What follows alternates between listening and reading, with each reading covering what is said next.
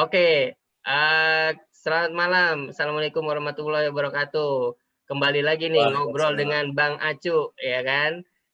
Kita mau ngobrol-ngobrol tentang investasi nih. Saya kali ini bareng sama praktisinya nih, langsung disewa ya, khusus buat para pemirsa yang mendengar channelnya Bang Acu, ya kan? Ini sesuai janji gue sebelumnya di channel sebelumnya, di apa namanya, di seri sebelumnya kemarin kan gue ngomongin tentang basic investasi ya. Nah sekarang kita mau ngomongin tentang reksadana nih, langsung sama pakarnya ya kan. Nah ini gue kenalin Om Bowo atau Om Widi ya, salah satu apa namanya pakar kita di bidang reksadana ya, udah 24 tahun berkecimpung di dunia pasar modal ya. Sekarang kerja di salah satu sekuritas ternama, terbesar. Waduh, ya kan? Apa kabar Om Bowo? Halo, Om Acul. Gimana kabar, sehat ya? Alhamdulillah ya. Mantap lah ya. Mudah-mudahan apa namanya COVID-nya cepat berlalu biar kita bisa nongkrong lagi, kongko lagi di tempat kopi ya. Om Bowo ya, ngobrolin tentang investasi ya. Siap. Oke, ini kan gue kan sering baca banyak penawaran-penawaran nih di IG, di Facebook ya kan, ada banyak sekali apa namanya penawaran-penawaran investasi yang pakai aplikasi, pakai robo-robo, forex lah, ada Bitcoin dan lain-lain. Ini menurut pandangannya Om Bowo gimana nih? Buat kita-kita nih yang sebagai pemula, investor pemula nih ya kan? Jadi gini Om Acul. Ya. Kalau masalah robo-robo itu kan sebenarnya hanya tools aja ya untuk timing, untuk pewaktuan market gitu. Timing the market, artinya karena dia sifatnya timing, maka dia bisa digunakan untuk when-nya, kapannya itu jual atau kapannya beli, kapannya subscribe, kapannya redeem, kan gitu. Ya. Nah, kalau dari saya yang udah lama juga sih pakai gituan sih, sejak tahun 2003 sih ya. Dulu pakai software Metastock. Iya. Dulu tahun 2003 tuh belajar technical analysis pakai Metastock versi 7 kalau nggak salah. Sekarang udah versi 15 kalau nggak salah.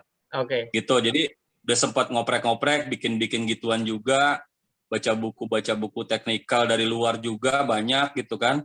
Analisa juga, pegang portofolio juga gitu kan. Nah, intinya adalah robot-robot gitu hanya untuk mengeliminate kita punya emosi gitu. Supaya emosional kita tuh bisa di-manage dan tidak dominan pada saat make it decision trading gitu, decision investing gitu. Sehingga apa yang kita ambil keputusannya objektif gitu loh. Kita tidak melakukan unnecessary decision gitu di dalam sebuah keputusan investasi gitu. Seperti itu. Jadi dia dulu sebutnya kita mechanical trading system sebutnya. Mechanical signal lah gitu. Karena itu basically underlying-nya adalah indikator teknikal atau kondisi-kondisi market yang sudah dipikirin sebelumnya dan dijadikan sebuah algoritma sehingga menghasilkan sebuah signal-signal yang teman-teman sekarang bilangnya robo-robo gitulah. Robot-robot lah kayak gitu loh. Tapi intinya adalah itu timing the market gitu, dan itu hanya mencerminkan sebuah kondisi tertentu di pasar gitu. Jadi nggak semua robot itu bisa mengakomodasi semua keadaan pasar, nggak bisa. Dia hanya sedikit aja gitu. Dia hanya di fase-fase market tertentu gitu, nggak bisa dia di semua fase market dia bisa handle gitu. Jadi saya kira kalau pakai itu hanyalah sebagai tools tambahan gitu ya. Tools tambahan buat si investor untuk menentukan kapan dia beli atau jual gitu ya. Iya, untuk timing the market seperti itu, untuk mengeliminate emosinya dia gitu, sehingga decision yang dihasilkan itu lebih objektif dan lebih sifatnya lebih ke matematis gitu. Gitu. Jadi dia tidak terkontaminasi dengan pergerakan harga gitu. Nah, di dalam sebuah robot-robot tadi yang istrinya signal-signal tadi, itu sebenarnya ada konsep-konsepnya tersendiri ya dari setiap robot itu. Dan setiap investor yang pakai itu dia harus mengetahui gitu. Itu yang penting tuh, bro. Di mana strength-nya robotnya. Okay. Di fase market yang seperti apa dia bisa strength, dia bisa weakness gitu. Di mana dia harus ketahuin dulu tuh. Sehingga apa? Nanti pada saat dia investasi menggunakan money management, dia tahu tuh kapan dia harus main banyak, kapan dia harus main sedikit gitu. Nah, entar dulu, stop dulu, bro. Nah, ini menariknya di sini nih. Menariknya begini nih. Cuman masalahnya adalah penawaran-penawarannya itu justru dia yang sifatnya persuasifnya itu justru karena dengan robotnya itu bisa menghasilkan return yang tinggi, bro, masalahnya. Jadi contoh nih, misalnya narasinya nih ya, kira-kira kayak gini nih. Dengan aplikasi kita, aplikasi X lah katakanlah gitu ya, trading bisa sampai cuan 30% gitu setiap hari gitu kan. Ya, perkaranya kan ini si investor nih atau kita lah ya yang baca itu kan jadi jadi wah gila ini 30% nih kita nggak tahu apa-apa tuh 30% gitu kan misalnya gitu kan. Itu kan jadi, ya gue juga nggak bakalan tahu juga kan algoritma si robotnya itu kan. Iya nggak? Iya. Itu memang salah satu cara dagang robot ya. Salah satu cara dagang robot begitu gitu kan. Tapi kalau saya sebagai praktisi yang udah pernah nyoba itu di market forex, komoditas, gold, terus kemudian juga di saham, terus kemudian juga di reksadana. Itu saya nggak yakin sih semua satu robot bisa handle semuanya dengan baik gitu. Karena kan kita tahu setiap aset class punya volatilitas yang berbeda. Setiap aset class itu underlying-nya beda-beda gitu. Underlying-nya beda-beda. Ada yang sifatnya standar deviasinya tinggi, ada juga yang enggak gitu loh. Jadi tergantung sistemnya dia gitu loh. Karena di dalam robot itu kan intinya kan sebenarnya kondisi yang sudah dibikin fix gitu dalam sebuah algoritma dan itu bisa dipakai hanya dalam keadaan yang sesuai dengan kondisi yang telah ditetapkan tadi gitu loh. Dalam algoritmanya tadi. Kalau ketika sementara market sifatnya dinamis gitu, berubah-ubah terus gitu kan. Fase market itu berubah-ubah karena kan cyclic, nggak mungkin market uptrend terus.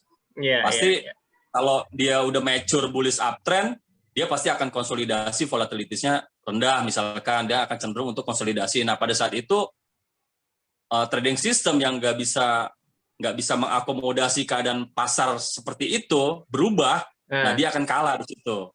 Nah itu yang teman-teman investor harus tahu tuh seberapa strength-nya dia punya robot di fase market yang seperti apa, seberapa weakness-nya, lemahnya dia punya robot di fase market tertentu. Jadi gimmick-gimmick itu bisa aja dilakukan sama beberapa orang yang suka jualan dengan cara seperti itu, tapi hanya di aset class tertentu aja. Kalaupun di saham misalkan, nggak bisa semua saham di screen terus cuan kayak gitu. Kita nggak pernah dapetin rahasianya itu kayak gitu.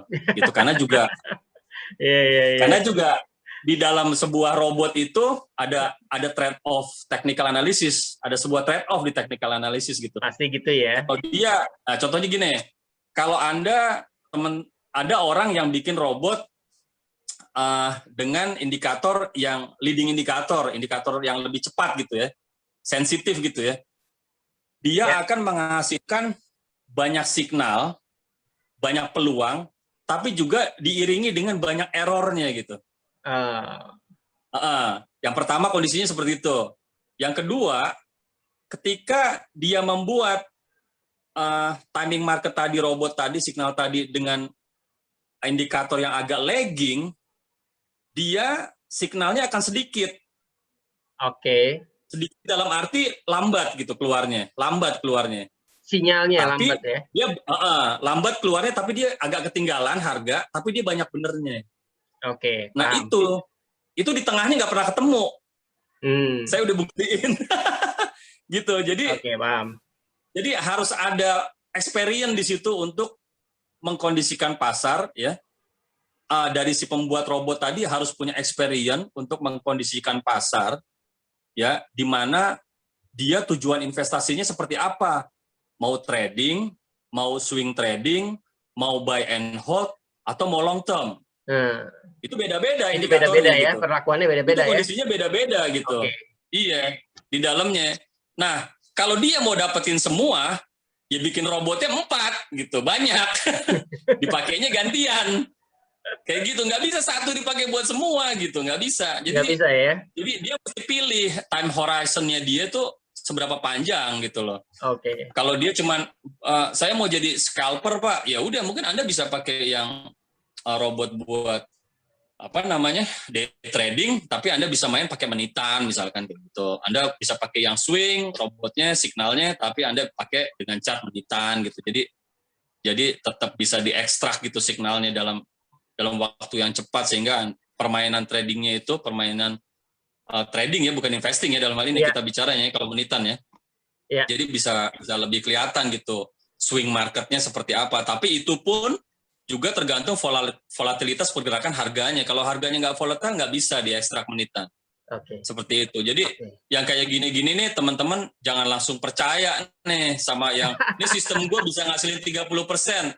Kalau dia bisa ngasilin 30%, ngapain dia jual ke orang lain? Dia pakai sendiri aja kan gitu. Pakai sendiri aja diem-diem gitu ya. Iya. Lo kalau ketemu, ibaratnya gini Bang Acul, lo kalau ketemu dukun bisa ngasilin uang, ngapain lo jadi dukun? Cetak aja uang sendiri di kamar, betapa. Wah, gitu, itu kan? Menarik. Tahan. Ini menarik banget nih. Jadi sebenarnya itu cuma tools ya. Itu tuh cuma tools untuk decision making, dalam melakukan keputusan investasi gitu ya. Iya, betul. Oke. Tapi kan dilalahnya kan sekarang kan orang-orang tuh karena tergiur sama yang lu bilang tadi, gimmick-gimmick itu tadi, Bro. Apa namanya? Jadi kecenderungannya orang itu tertarik menggunakan fasilitas itu ya untuk mendapatkan keuntungan sebesar-besarnya tanpa mau tahu lagi di belakangnya itu sebenarnya algoritma itu dibikinnya seperti apa kan gitu. Ya nggak? Iya, itu kebanyakan yang punya robot-robot gitu, bukan saya mengkritisi ya, tapi mereka nggak kasih tahu konsepnya seperti apa. Mereka jualan tanpa mentraining si orang-orangnya, tanpa menjelaskan apakah weakness-nya di mana sistemnya, strength-nya di mana sistemnya. Kalau menurut saya sih ada baiknya kalau mereka mau nawarin itu, walaupun free, mereka tetap harus jelasin bahwa sistem ini strength-nya di fase market seperti apa, kemudian apa algoritmanya seperti apa, mekanismenya, terus kemudian konsepnya seperti apa gitu. Itu harus dijelasin. Jadi nggak bisa asal pakai gitu, seperti itu. Nanti jadi banyak melakukan ada banyak distorsi gitu pada saat memakai. Anda nggak pernah tahu kapan Anda harus pakai duit banyak, pakai duit dikit betting di market ngikutin signal itu gitu. Seperti itu. Yang penting adalah di sini ketika seseorang technical trader ya membuat itu atau menggunakan sebuah robot, yang paling penting adalah dia tahu konsepnya, robotnya, strength-nya di mana, itu aja sih. Dari beberapa buku luar yang saya baca juga seperti itu. Oke. Kita kira-kira gitu, Maco. Siap. Oke, kita coba sudahi dulu tentang robot-robotan. Karena begini, menurut gua sebenarnya kita ini sebagai investor, apalagi pemula ya. Jadi kan sebelum-sebelumnya kan sekarang ini kan orang cenderungnya karena pandemi pengen dapat uang tambahan sebanyak-banyaknya paling enggak ya dengan instan gitu kan. Iya enggak? Ya, bisa jadi. Bisa jadi seperti itu kan. Bisa jadi itu. Apa ya istilahnya apa? Jadi bahkan orang-orang atau masyarakat yang awam sekalipun gitu udah mulai masuk nih ke aset-aset yang beresiko, Bro. Kalau menurut gue, kayak misalnya ya itu tadi forex, terus kemudian saham, ya kan. Terus ada lagi ya kita ngomongin kripto juga kan. Itu kan sebenarnya aset-aset sangat beresiko dan itu dimasuki oleh masyarakat atau orang-orang yang awam sekalipun gitu. Benar nggak, Bro? That's why makanya kalau kita baca di berita gitu ya kan, saya juga belum lama juga rilis data kan, data investor udah sampai juta sekian gitu kan, padahal di tahun 2020 baru 6 bulan yang lalu 3,8, jadi naik sekian juta orang gitu kan. Belum lagi Bapepti juga ngeluarin data bahwa jumlah investor kripto ya bisa sampai 6 juta dan itu melampaui jumlah investornya pasar modal. Artinya apa? Artinya orang-orang kan masuk ke aset beresiko kan bro, walaupun dia juga dalam artian mungkin profil risikonya belum di situ, bener nggak bro? Betul. Iya kan? Nah itu tuh. Nah kalau kalau gue sih sebenarnya kalau yang ke aset beresiko yang seperti itu sih mungkin karena emang bukan profilnya gue, jadi gue nggak masuk gitu kan. Cuman gue berpikir bahwa apakah mereka itu yang udah masuk ke situ emang udah siap dengan konsekuensinya, bener nggak? Ya, iya nggak? Itu pertanyaan kan? Smartnya itu. Apakah udah siap? Apa udah siap? Atau cuman ikut-ikutan atau cuman euforia aja atau apa, atau ya pengen dapat duit cepet dengan duit banyak dengan cepet misalnya gitu kan? Itu kan belum tentu kan, maksudnya orang-orang itu belum tentu siap dengan konsekuensinya, ya nggak? Iya, betul. Gitu. Ya, kalau gue sih terus terang lebih cenderung kalau buat orang masyarakat pemula ya, ikutin aja jalurnya. Jalurnya itu dalam artian step by step lah ya, maksudnya awalnya kan mungkin dia taunya investasi dari perbankan misalkan dari deposito gitu kan. Ya kan, yang lebih konservatif gitu. Ya udah, step berikutnya kalau emang mau nyoba ke aset yang agak beresiko, masuk pasar modal dulu, ya kan, yang kita sama-sama tahu kalau di pasar modal itu kan memang terregulasi dengan baik ya. Maksudnya kita main saham pun juga diregulasi, masuk ke reksadana juga diregulasi gitu kan. Stage-nya atau tahapannya mungkin lebih tepatnya ke situ dulu ya. Iya nggak? Betul. Setuju. Ya, jadi dari pendapat, dari opini Om Acul tadi, kalau saya sih yang memang beberapa tahun terakhir juga masuk ke dalam industri reksadana gitu ya. Sebenarnya di reksadana itu banyak banget pilihan, banyak banget pilihan dari yang risk profile rendah tuh sedang tuh tinggi sampai tinggi gitu loh. Jadi di mana di reksadana itu banyak konsep-konsep investasi sebenarnya yang ngejagain kita agar nggak rugi banyak gitu. Dari aset class-nya bisa didiversifikasi, ya kan? Aset class-nya, reksadananya macam-macam. Kita bisa invest di money market, pasar uang. Kalau mau lebih berani lagi masuk di pendapatan tetap, ya kan, yang lebih tinggi. Kalau mau berani lagi masuk reksadana campuran. Reksadana campuran tuh bagus, fleksibel soalnya dia bisa 80% portonya ke saham, bisa 80% portonya di obligasi gitu loh. Jadi mana market yang bagus, mereka langsung bisa tactical switch secepatnya gitu ya, ke aset class yang bagus, yang lagi perform, betul. Nah, kalau yang paling tinggi reksadana saham. Reksadana saham ada dua, ada reksadana yang active manage, ada yang passive manage. Yang passive manage apa? Reksadana saham indeks. Nah, mau bahas yang mana nih? Kalau buat yang teman-teman yang baru ya, buat teman-teman yang baru, sebaiknya sih kalau yang risk profile-nya rendah, sebaiknya portofolionya banyak di pasar uang sih, sama di reksadana pendapatan tetap. Iya, saham itu cuma sekedar nyoba lah. Kenapa? Karena nyoba tuh penting. Nyoba tuh jadi kita punya experience gitu di aset class yang agak tinggi gitu. Boleh aja, tapi kalau nyaman ya, kalau suka ya, saya lebih senang bilang suka daripada nyaman. Kenapa? Kalau suka tuh ada passion di dalamnya gitu loh. Jadi lebih menarik, lebih oke, katakanlah saya nih awalnya dulu seorang deposan misalkan. Terus kemudian saya taruh di reksadana pasar uang sama reksadana pendapat tetap lebih banyak. Terus saya nyoba beli reksadana saham. Ternyata saya suka gitu loh. Nah, kalau udah suka itu apapun resikonya kita bisa nyaman gitu. Paham lah, paham. Kita pernah muda juga. Iya. Kalau udah bersukaan kan apapun juga udah enak aja ya. Iya, yang penting tuh suka nggak. Kalau nggak suka, apa karena resikonya gede, apa karena dibawa turun nggak suka, ya nggak usah ditambahin di situ. Gitu. Iya, Kalau betul. saya ngelihatnya begitu. Tapi kalau suka, pelan-pelan dicoba gitu ya. Iya. Seperti itu. Nah, di reksadana saham juga ada dua tuh, ada yang aktif manage, maksudnya si manajer investasinya ngelola tuh dengan cara aktif manage portofolio. Jadi portofolio tuh dikelola, ada beberapa yang di hold, ada beberapa yang ditradingkan gitu kan, Ya. sesuai ngikutin cycle daripada sektor sahamnya yang dibeli gitu loh. Saham-saham yang dia beli gitu, seperti itu.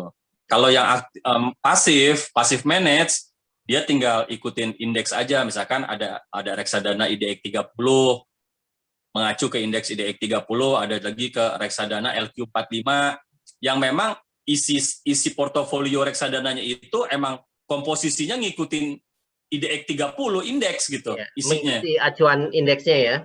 Iya, yeah. Jadi kalau IDX 30 tuh isinya saham-saham 30 saham paling liquid, paling kapitalisasinya paling besar, yang merupakan juga saham di indeks LQ45, itu portofolio reksadananya isinya itu gitu, ngikutin. Ya, ikutin seperti ya. itu. Terus kalau ada lagi satu lagi indeks Rikahati, reksadana indeks Rikahati, ya dia akan ngikutin indeks Rikahati komposisi portofolionya. Nah, teman-teman di reksadana pasif itu sebenarnya menariknya begini. Kalau teman-teman beli reksadana saham indeks fund yang mengacu kepada indeks acuan IDX 30, Serikahati, LQ45, Jakarta Islamic Index atau indeks indeks saham syariah Indonesia gitu. Ya. Itu sebenarnya di dalamnya itu dengan kita membeli reksadana itu sekali beli unit penyertaan, di dalamnya kita sama aja yang membeli 30 saham itu di indeks 30 gitu loh. Oke. Jadi sebenarnya apa namanya, secara tidak langsung kita membeli saham-saham yang ada di dalam situ gitu ya? Iya, di dalam indeks acuan itu gitu loh. Ya, semuanya kebeli gitu loh. Artinya apa? Kalau semuanya kebeli, kan semuanya itu dari beberapa puluh saham tadi itu kan nggak satu sektor, beda-beda sektornya. Ada banking, ada macam-macam, ada properti, ada telekomunikasi, macam-macam kan di situ. Nah itu secara nggak langsung resiko itu udah terdiversifikasi seperti itu. Sementara yang jadi acuan kan indeksnya. Kalau indeksnya turun, udah otomatis performa reksadana juga turun. Kalau indeksnya naik, ya performanya naik. Kita nggak perlu aktif mikirin mana yang harus kita beli. Enggak, udah ngikutin indeks acuannya aja gitu. Nah, kalau posisinya pasarnya lagi bearish, dalam kayak waktu COVID di bulan Maret tahun lalu, April, ya itu sangat bagus banget beli indeks fund gitu. Seperti itu. Itu memang buat long term ya, buat simpan lama gitu loh. Betul. Iya. Oke, tahan dulu bro. Trading. Tahan dulu. Siap. Sabar, jangan dikeluarin dulu semuanya. Ini kalau dikeluarin semuanya ini kita bisa ngobrol sampai 2 jaman gini. Oke. Periode berikutnya lah. Iya, sesi berikutnya. Jadi gue cuma mau sedikit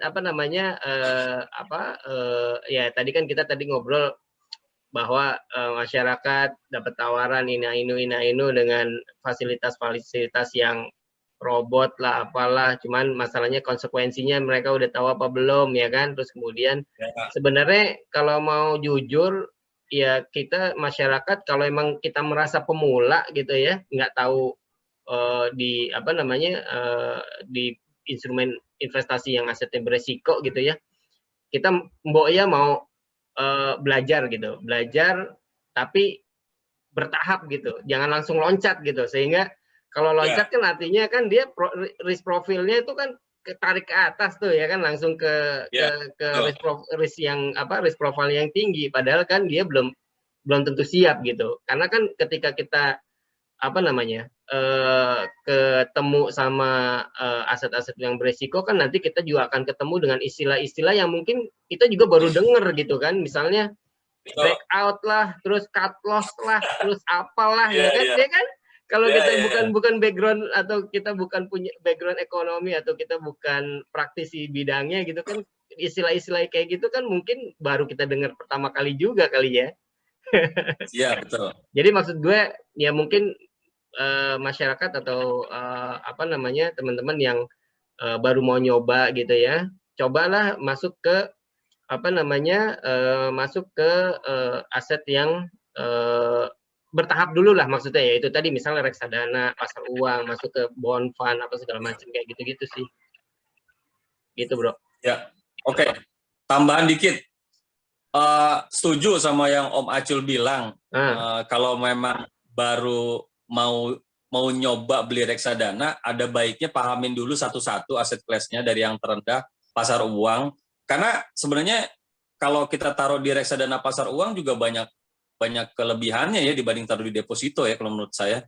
Iya, gitu. betul. Karena di situ kan di instrumen pasar uang juga di dalamnya ada obligasi tuh yang ada bisa masuk ke obligasi juga tuh yang jangka waktunya udah mau jatuh tempo kurang dari setahun kan. Iya. Dimana obligasi itu kan biasanya volatilitas harganya sudah nggak terlalu volatile ya, stabil ya. Terus kemudian juga kuponnya itu kan juga besar ya, maksudnya apa namanya, imbal hasilnya itu besar, jauh lebih besar daripada deposito karena memang konsepnya berbeda gitu. Yang satu saving, yang satu lending investment gitu konsepnya. Oke. Seperti itu. Ya wes, Bro, kita coba kita sudahi obrolan kita, nanti kita sambung lagi ke sesi berikutnya yang lebih menarik gitu ya. Ini baru apa? Baru apa istilahnya? Baru kulitnya dulu ya, baru kita preliminary lah ya, baru pendahuluan ya. Siap. Buat teman-teman yang apa namanya yang nyimak obrolan kita, nantikan ya obrolan kita berikutnya ya nggak dengan Om Bowo nih.